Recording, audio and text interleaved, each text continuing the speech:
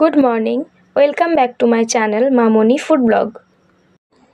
তো বন্ধুরা দেখুন, আমি বানিয়ে নিয়েছি এখন ভাত। সবার আগে ভাত বানিয়ে নিয়েছি। আর এটা হচ্ছে আপনার শাক ভাজা।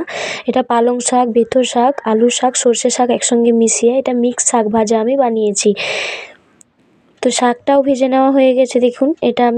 তারপর আমি বসিয়েছি হচ্ছে ডিমের ঝোল। এটা ফুলকপি আর সজনের ডাঁটা, আলু দিয়ে, টমেটো দিয়ে ডিমের ঝোল। তো এই দেখুন আমার ডিমের ঝোলটাও হয়ে গেছে। এরপর আমি আমার ছেলেকে খাবার দিয়ে দেব। তো এই দেখুন, এটা হচ্ছে আমার ছেলের খাবার। ওকেও দিয়ে দিয়েছি ডিমের ঝোল আর শাক ভাজা দিয়ে। ওকে এটা বের খাবার আমি খাই দেবো। এটা হচ্ছে আমার খাবার। তো একটু পরে দেখা হচ্ছে আপনাদের সঙ্গে। তো গুড ইভিনিং, এখন সন্ধ্যা হয়ে গেছে। আমি আমার ছেলে মেয়ের জন্য একটু পপকর্ন বানিয়ে নিয়েছি। আমি যেহেতু পপকর্ন খাই না, তাই আমি নিজের জন্য একটু মুড়ি মেখে নিয়েছি।